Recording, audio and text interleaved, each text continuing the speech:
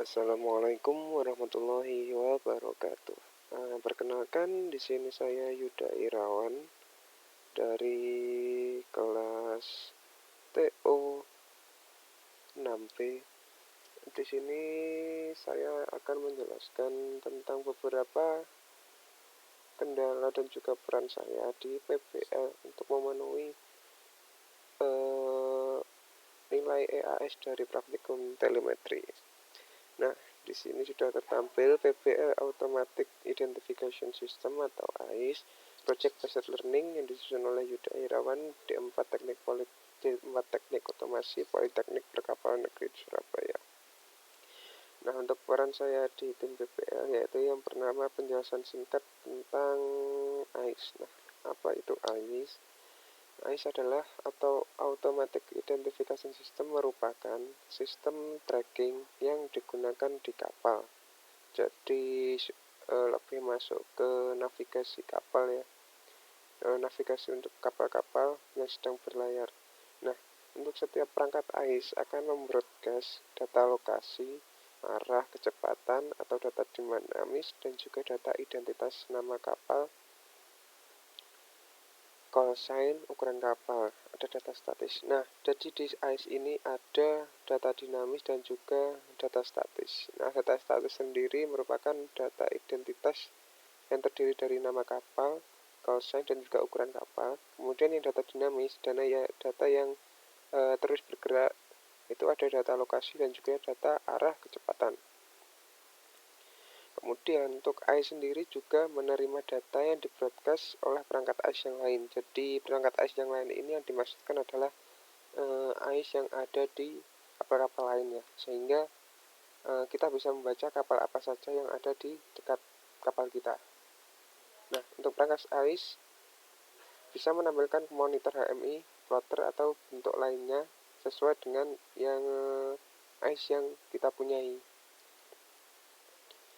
Kemudian untuk rencana pelaksanaan proyeknya yang pertama yaitu ada pengembangan NMEA dan juga pengembangan power supply.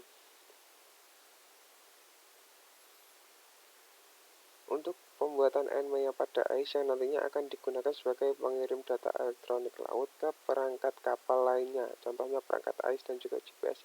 Nah, untuk pengembangan power supply sendiri nanti untuk pembuatan modul untuk supply dari AIS yang semula berasal dari power supply agar menjadi lebih praktis dengan menggunakan baterai 12 volt 3 ampere.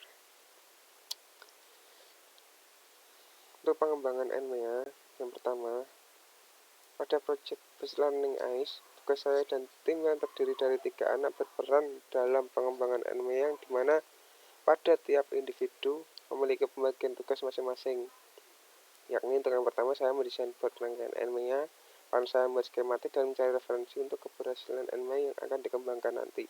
Nah, di bawah ini ada gambar AIS yang di PBL saya. Itu merupakan gambar plotter petanya. Yang kanan merupakan kapalnya ya. Contoh kapal yang bisa digunakan untuk AIS.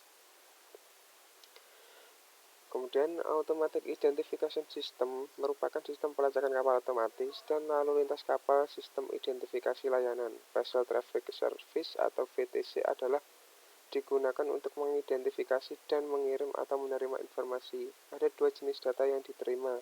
Data yang diterima adalah data elektronik bertukar dengan kapal yang dekatnya, BTS AIS dan satelit.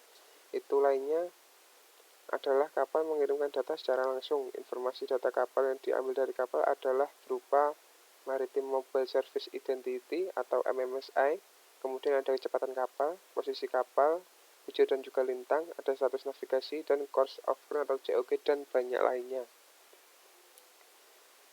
Data AIS atau pesan NMEA dapat diuraikan menggunakan perangkat lunak Levium menjadi data pengiriman seperti MMSI, navigation status, rate of turn, kecepatan kapal, posisi kapal, course over ground, through heading, timestamp, time flag, dan radius status. Data automatic identifikasi sistem bersifat rahasia menggunakan kode biner yang harus dibacakan dengan ITU M.1371 standar. AIS Matrix menggunakan format NMEA. Jadi di AIS sendiri merupakan data yang bersifat rahasia ya. Jadi ada semacam enkripsinya. Nah, untuk decodingnya sudah ada sendiri di PPL kami.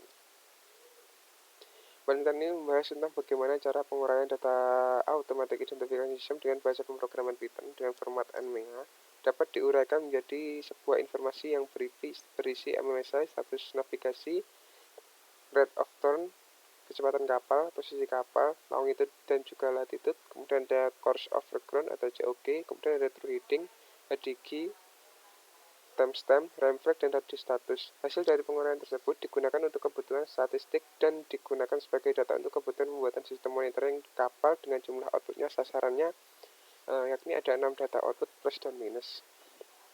Jadi dalam NMEA sendiri ini ada satu paket data yang isinya ada beberapa data dan diprogram menggunakan bahasa Python itu untuk memisahkan data mana yang masuk ke MMSI, status navigasi, rate of turn, kecepatan kapal, posisi kapal, course of background, dan lain sebagainya. Untuk kebutuhan pembuatan sistem monitoring kapal NMEA dengan jumlah output 6 data output plus minus, ini kita berpacu pada beberapa modul yang dimana kita mencoba mengembangkan NMEA dengan IC MAX 3232. Kenapa kita memilih IC tersebut? Karena menurut tim saya IC MAX 3232 lebih efektif karena memiliki konfigurasi pin dan mendukung sistem berbasis 3,3 volt dan 5 volt, sehingga dengan keunggulan IC MAX 3232 diharapkan dapat menghindari masalah saat mengonversi level logika TTL. Berikut merupakan skematik yang disusun untuk riset pengembangan NMEA. Ini merupakan skematik NMEA kita buat menggunakan software Eagle, dan ini merupakan board yang sudah kita cetak PCB-nya ya. Untuk kendala pengembangan sendiri, NMEA buffer fungsinya untuk menyanggah data yang diterima oleh AIS agar bisa dipecah atau dibagi menjadi beberapa output. NMEA menerima data AIS dari TX yang ada pada AIS transponder dan mendapat supply tegangan 24 volt, kemudian di step down pada rangkaian NMEA menjadi 5 volt, maka berikut merupakan beberapa komponen yang digunakan. Nah, ini ada IC MAX 3232 untuk konverternya tadi. Kemudian ada kapasitor 100 ohm, resistor 1K, diode IC LM754, ini untuk step down-nya, dan LED untuk indikatornya saja. Kemudian ada terminal 2 pin untuk input dari supply tegangannya. Pada PCB-nya telah dibuat yang kemudian kami melakukan pengujian dengan step pengujian, yakni yang pertama ada sambungan TX ya, yang ada pada IC transponder ke input TX pada NMEA dengan jumper, dengan menggunakan kabel jumper. Untuk sambungkan yang kedua, sambungkan output 1 NMEA dengan RX RS232, maaf ada kesalahan penulisan, yaitu ada NMEA dengan RX RS232 pada laptop yang pertama. Kemudian sambungkan output 2 NMEA dengan RX RS232 pada laptop yang kedua. Kemudian yang ketiga ada sambungan NMEA dengan supply 24 volt. Buka aplikasi Hackathon pada laptop pertama dan kedua. Cek kesamaan data pada laptop yang pertama dan kedua. Apabila data yang diterima pada laptop 1 dan 2 adalah data yang sama, maka NMEA buffernya sudah berfungsi dengan normal. Kendala pengembangan NMEA yang dimana pada pengujian yang telah dilakukan kami mengalami kendala di mana part pada NMEA tidak bisa mendeteksi data yang keluar, sehingga kami mengalami kendala yang dimana kami harus troubleshooting terhadap rangkaian PCB yang telah kami buat dengan mencari literatur pada modul-modul yang ada. Kemudian pada minggu ke-12 yang diikuti juga dengan padatnya perkuliahan dan tugas-tugas dari mata kuliah lainnya, sehingga membuat riset NMEA terkendala. Setelah dilakukan riset beberapa kali terhadap PCB NMEA, kami memperoleh 2 output data pada port 2 dan 3. Namun data yang kami terima tidak sepenuhnya bertahan karena data sering loss, sehingga kami melakukan riset lagi. Penggunaan komunikasi serial pada PPL. Nah, ini untuk komunikasi serial pada PPL ya. Ya, di sini ada, nah ini NMEA multiplexer, ini masuk ke data serial.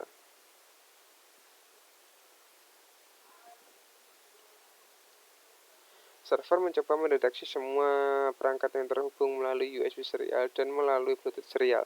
Server memindai perangkat yang terhubung melalui D-bus dan menemukan not perangkat, kemudian mencoba untuk melakukan beberapa auto boarding, yaitu menentukan baterai yang berangkat antara 4.800 dan 34.000 baud, dan mencoba mengenali data NMEA. Jika tidak ada data yang terdeteksi, maka akan dimulai lagi dengan menutup dan membuka kembali perangkat.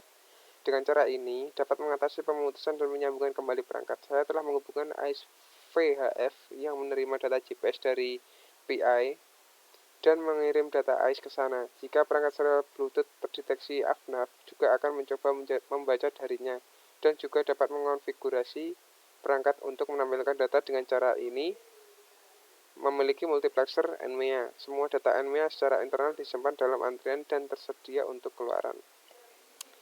Apa itu Modbus? Modbus adalah protokol komunikasi serial yang umum digunakan untuk mengirimkan data antara perangkat elektronik di dalam sistem otomatisasi dan kontrol industri, dan telah menjadi salah satu protokol yang paling banyak digunakan dalam industri.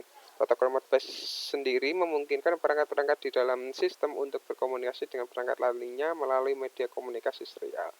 Nah, ini untuk Modbus yang sering digunakan untuk komunikasi serial ya, karena protokolnya yang mudah untuk dipahami. Kemudian ada versi utama Modbus, ada Modbus RTU, Remote Terminal Unit, dan juga Modbus ASCII. Ini menggunakan kode ASCII. Ya, ada mode komunikasi Modbus, mode master slave, dan juga mode peer-to-peer. Nah, untuk mode master slave ini kita bisa menggunakan banyak perangkat. Jadi ada satu master dan ada beberapa slave yang akan digunakan untuk berkomunikasi dengan lainnya. Kemudian untuk mode peer-to-peer unik adalah komunikasi antar peer. Nah, peer-to-peer ini hanya satu perangkat aja. Jadi hanya ada dua perangkat yang akan berkomunikasi. Dalam aplikasi telemetri menggunakan Modbus, perangkat pengukur jarak jauh atau telemetering dapat berfungsi sebagai slave yang memberikan data jaraknya kepada perangkat master yang menginisiasi permintaan. Master dapat mengumpulkan data dari berbagai perangkat slave dan menganalisisnya untuk tujuan pemantauan atau pengendalian lebih lanjut. Kesimpulannya, Modbus adalah protokol komunikasi serial yang digunakan untuk mengirimkan data dalam sistem otomatisasi dan kontrol industri. Protokol ini mendukung mode master dan slave yang memungkinkan satu perangkat mengambil data dari perangkat lainnya atau memberikan instruksi kepada perangkat lainnya, termasuk dalam pengukuran jarak jauh atau telemetri. Ada ThinkSpeak untuk nomor 9 ya. ThinkSpeak dirancang untuk memudahkan pengumpulan, analisis, dan visualisasi data dari berbagai perangkat IoT. Berikut adalah beberapa fitur utama dari ThinkSpeak. Yang pertama yaitu kumpulkan data dari perangkat IoT. Yang kedua ada kanal data. Yang ketiga ada build data. Yang keempat ada grafik dan visualisasi data. Dan yang kelima ada analisis data. Untuk yang kumpulan data dari perangkat IoT, ThinkSpeak memungkinkan pengguna untuk menghubungkan beberapa perangkat IoT ke platform ya.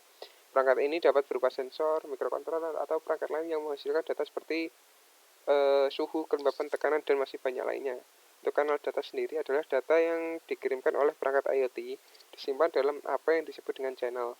Pengguna dapat membuat beberapa channel untuk mengorganisir data dari berbagai perangkat atau jenis data yang berbeda. Yang ketiga yaitu field data. Setiap channel dapat memiliki beberapa field yang mewakili jenis data yang berbeda. Misalnya dalam channel suhu, field pertama dapat mewakili suhu, field kedua dapat mewakili kelembapan, dan masih banyak lainnya. Untuk grafik dan visualisasi data, ThinkSpeak menyediakan alat untuk membuat grafik dan visualisasi data dari channel yang telah dibuat. Ini memungkinkan pengguna untuk dengan mudah memahami tren dan pola dalam data mereka. Biasanya untuk pengolahan data sih. Yang kelima ada analisis data. ThinkSpeak memiliki fitur dasar untuk melakukan analisis data seperti perhitungan rata-rata, maksimum, minimum, dan median. Pengguna juga dapat menggunakan MATLAB untuk analisis data yang lebih kompleks dan mendalam karena integrasi yang kuat dengan perangkat lunak tersebut. Yang keenam ada integrasi dengan aplikasi dan layanan lain. ThinkSpeak dapat diintegrasikan dengan berbagai aplikasi lainnya melalui API. Untuk penjadwalan tugas juga pengguna dapat menetapkan penjadwalan tugas untuk mengirim atau memproses data pada waktu yang telah ditentukan. Untuk keamanan data sendiri, ThinkSpeak menyediakan beberapa opsi keamanan termasuk enkripsi data dan juga otorisasi akses gratis dengan batasan. ThinkSpeak menawarkan paket gratis yang memungkinkan hingga sejumlah channel, files, dan pengiriman data tertentu per hari. Namun ada batasan tertentu pada kapasitas dan frekuensi penggunaan.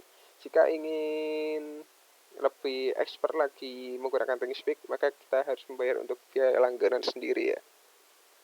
Oke, mungkin cukup itu saja dari saya. Terima kasih. Mohon maaf apabila ada banyak salah kata. Terima kasih. Wassalamualaikum warahmatullahi wabarakatuh.